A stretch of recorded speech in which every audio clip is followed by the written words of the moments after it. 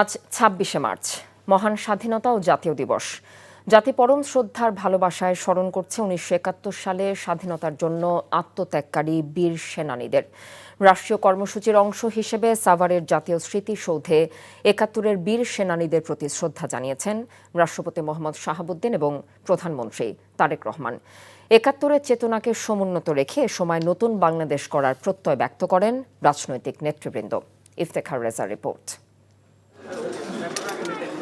স্বাধীন মানচিত্রের জন্য যারা অকাতরে জীবন বিলিয়ে দিয়েছেন, যাদের আত্মত্যাগের কারণেই বাঙালি জাতির মুক্তি, স্বাধীনতা দিবসের শুরুতেই সেই সূর্য সন্তানদের শ্রদ্ধা জানান রাষ্ট্রপতি মোহাম্মদ শাহাবুদ্দিন ও প্রধানমন্ত্রী তারেক রহমান।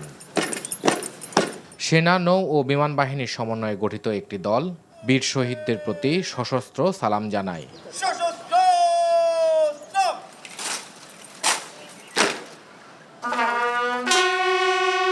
এরপর তারেক রহমান বিএনপির কেন্দ্রীয় নেতাদের সাথে নিয়ে দলের পক্ষ থেকে শহীদ বেদিতে পুষ্পস্তবক অর্পণ করেন। স্মৃতিসৌধে উপস্থিত খেতাবপ্রাপ্ত বীর মুক্তিযোদ্ধা ও তাদের পরিবারের সদস্য এবং যুদ্ধাহত বীর মুক্তিযোদ্ধাদের সাথে এ সময় কুশল বিনিময় করেন প্রধানমন্ত্রী। সংসদে স্পিকারের পক্ষ থেকে ডেপুটি স্পিকার, প্রধান বিচারপতি এবং প্রধান নির্বাচন কমিশনার ৭১-এর বীর শহীদদের প্রতি শ্রদ্ধার্ঘ্য অর্পণ করেন। শ্রদ্ধা জানান সংসদের বিরোধী দলীয় নেতা ডাক্তার শফিকুর রহমান। ৭১-এর চেতনাকে সমুন্নত রেখে সকলের ঐক্যবদ্ধ প্রচেষ্টায় এ সময় নতুন বাংলাদেশ গড়ার প্রত্যয় ব্যক্ত করেন রাজনৈতিক দলের নেতারা।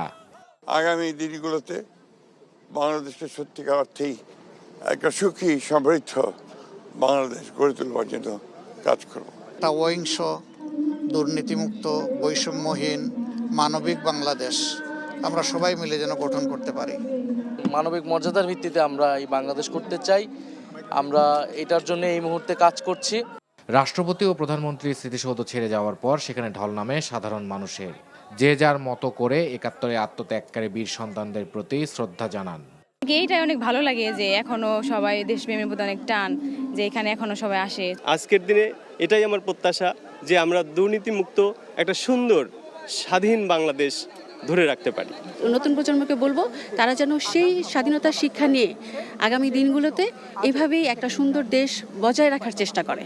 সবারই আশা রাজনীতিবিদদের নেতৃত্বে সবার প্রচেষ্টায় বাংলাদেশ পৌঁছাতে পারবে তার কাঙ্ক্ষিত লক্ষ্যে। লাখো প্রাণের ত্যাগের বিনিময়ে অর্জিত হয় এই স্বাধীনতা। মাথা উঁচু করে দাঁড়ায় এ বদ্বীপের সাধারণ মানুষ। ইফতেখার রেজা, এনটিভি নিউজ, জাতীয় স্মৃতিসৌধ, সাভার।